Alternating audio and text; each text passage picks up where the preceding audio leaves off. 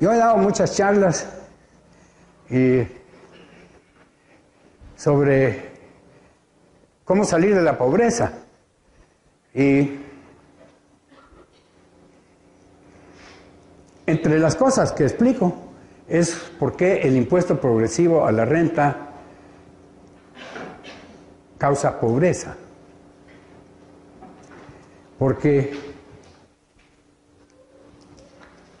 en el mercado, en la sociedad,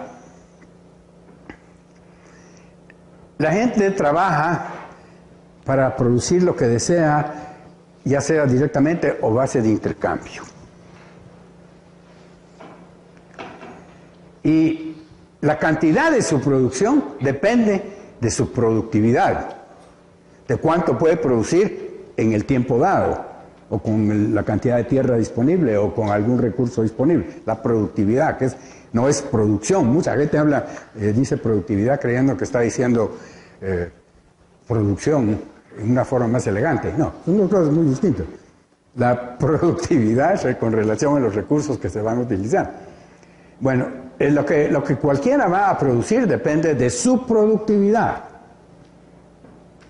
Porque eso es lo que alguien le va a pagar a él por trabajar.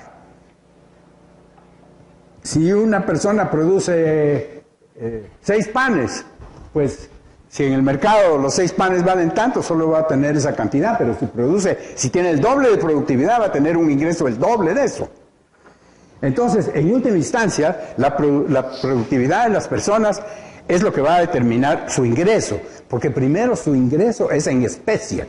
Si está cortando tablas, pues el número de tablas que cortó. Si está haciendo trabajo en la oficina, la cantidad de trabajo que aportó. Es decir, el ingreso es la producción de la persona según es valorizada por los quienes la están comprando libremente, el esfuerzo o los bienes. Entonces la única manera de aumentar ese ingreso es aumentando la productividad. Y la forma más espectacular de aumentar la productividad es con capital. La función social del capital, también nos dice Mises, es aumentar la productividad del trabajo. Aquí una persona que está con un asadón moviendo tierra, ¿cuánto le podemos pagar? Digamos, en Guatemala, digamos, $5 diarios.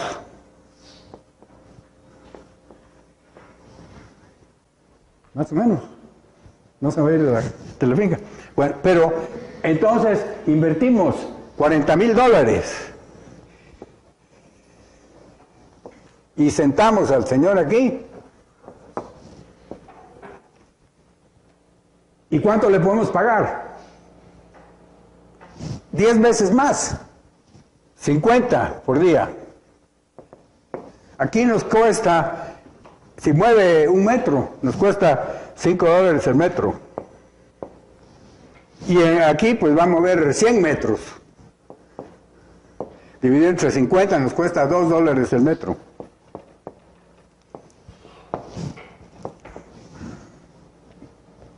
Esto también nos explica un fenómeno, que es que los salarios solamente pueden subir cuando baja el costo de mano de obra por unidad. Porque eso es lo que le permite, este costo bajó de 5 a 2. Hay 3 de diferencia. Esa diferencia se reparte entre el que compró el tractor y el tractorista.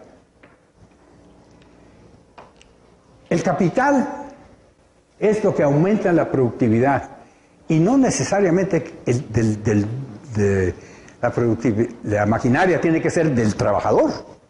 ¿El trabajador qué le importa? Si va a aumentar su productividad y eso justifica que se le pague más, pues invierte en la máquina el patrono, porque yo quiero invertir en comprar una casa o en comprar otro carro y no me voy a poner a invertir en el tractor o en la finca, porque no tengo los recursos. Y entonces no importa. La herramienta que aumenta la productividad, el propietario, pues el dinero que gastó no lo puede usar para divertirse, pero sí puede usar para divertirse el rendimiento del trabajo con aumentada por el capital. Entonces, poner un impuesto sobre la renta tiene el siguiente efecto. Este tractor se compró con dinero que no necesitaba el dueño para vivir satisfactoriamente, porque tenía ingresos superiores a la mayoría. Eso lo vuelve capitalista. Compra el tractor. Pero el más beneficiado es este. Ahora, ¿con qué dinero, con esos ingresos que decía que eran mayores que el promedio? Esos son los que precisamente se le ponen los impuestos sobre la renta. Y mientras más eficiente y más productiva es la persona, mayor tasa le ponen a un impuesto. Ahora, supongamos que el impuesto sobre la renta disminuye el abastecimiento de capital. Esto no existe, porque se fue en impuestos. Sigue ganando esto. La única manera de sacar a los pobres de la pobreza es ofreciéndoles mejor oportunidad. Ahora, no se les ofrece mejor oportunidad porque uno quiera beneficiar a la sociedad. Se le ofrece mejor oportunidad porque uno quiere ganar más. Ahora, si ganar más se vuelve pecado social y se le ponen impuestos para financiar, para redistribuir a la gente que no produjo ese dinero, pues entonces el más perjudicado no va a ser el que sufrió el impuesto, porque esa tasa es progresiva, pero va aumentando a medida que el ingreso sube. Si le quitan lo de arriba, pues todavía tiene todo lo demás. Pero sufrió el que no vio su ingreso duplicado o triplicado por falta de capital. Si ustedes... Y el capital, desde luego, desplaza gente, porque este señor, aquí sentado, pues desplazó a 50 laborantes con pala. Pero esa es una manera de verlo. La otra manera de verlo es, liberó a 50 gentes para que hicieran otras cosas que la sociedad también quiere. Y que no era posible ponerlos a hacer eso, porque era más importante lo que estaban haciendo con la tierra. Así fue como se industrializó el mundo. Cuando empezaron las fábricas, necesitaban trabajadores. Las industrias necesitaban trabajadores. ¿Desde dónde los iban a encontrar? Pues en el campo, pues ya casi toda la gente estaba en el campo. Entonces fueron a ofrecer más salario para sacarlos del campo. Cualquier inversionista tiene que ofrecerle al futuro trabajador una oportunidad mejor que la que tiene, porque si no se queda donde está. Entonces fueron a ofrecer mejores oportunidades a los que estaban en el campo, para las fábricas. Aquí, por ejemplo, en las maquilas. Mi tía me dijo, eso de las maquilas es un desastre, porque le ofrecieron mejor salario a la muchacha y yo perdí a la cocinera. Pero de repente se fue la maquila y me dijo, qué bueno, ya se fue porque ya la cocinera regresó. Pero eso quiere decir que el que pone una fábrica, una industria, la única manera de conseguir personas es ofreciéndoles una mejor oportunidad. Cada industria que se forma necesita mucho capital. Porque, por ejemplo, ese tractorcito, digamos que vale $40,000. Quiere decir que la plaza de este señor, darle empleo, costó $40,000. Hay que ver cuánto cuesta poner una empresa y según el número de trabajadores que emplea, para saber cuánto cuesta un empleo. Porque los políticos dicen, vamos a crear empleo. Pero, y la gente lo cree. Entonces, si ustedes se fijan, por ejemplo, quiero poner una carpintería, me va a costar $200,000 y voy a emplear 20 personas. Bueno, 200,000 dividido entre 20 son 10,000. 10,000 por persona, eso me costó ponerla. En la empresa petrolera cuesta más o menos $1 millón por cada plaza de trabajo que se crea. Y en las industrias muy sofisticadas es muy alto la cantidad de dinero que se invierte por cada plaza que se crea. Ahora, la única fuente de ese dinero es las utilidades de las personas.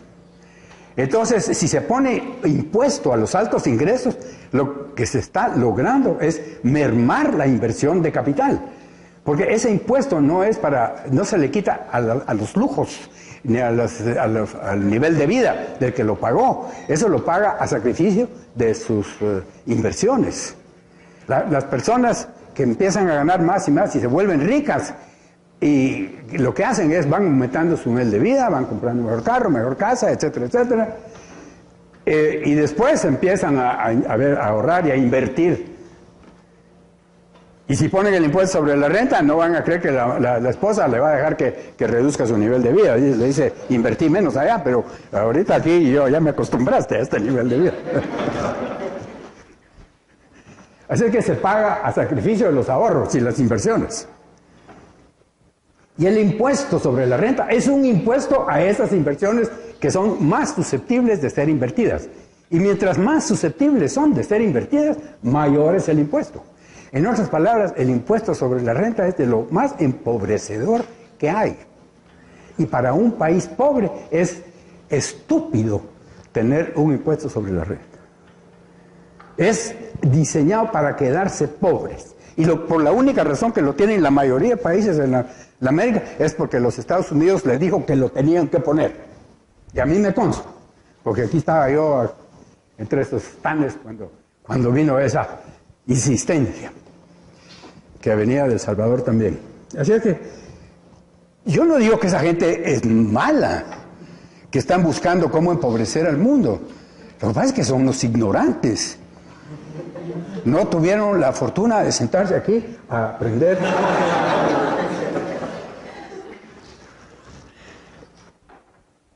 Pero vean ustedes las implicaciones de esto. Todos estamos preocupados de la pobreza. Por eso me interesé yo en la economía. Porque yo decía, y aquí tanta gente descalza y no hay fábricas de zapatos. ¿Qué pasa?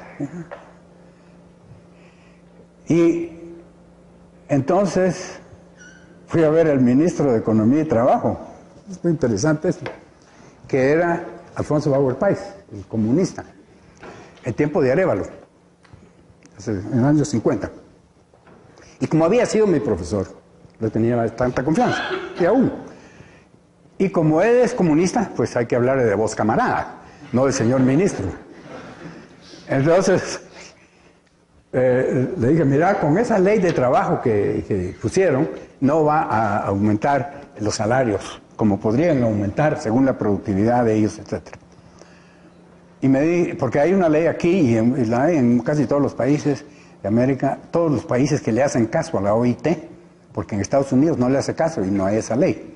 Pero aquí, si uno despide a un trabajador, le tiene que pagar un sueldo por mes según los años que haya trabajado y según el último salario. Entonces eso hace cautivos a los trabajadores de la empresa, porque el empresario sabe que no se va a ir voluntariamente, porque él tiene que hacer el pago solo si el despido es injustificado. Entonces, tiene que ser despedido. Y todos los despidos dicen que son injustificados, pero tiene que pagar cuando el despido es injustificado. Entonces, una persona que tiene conciencia no se va a portar mal para que lo despidan.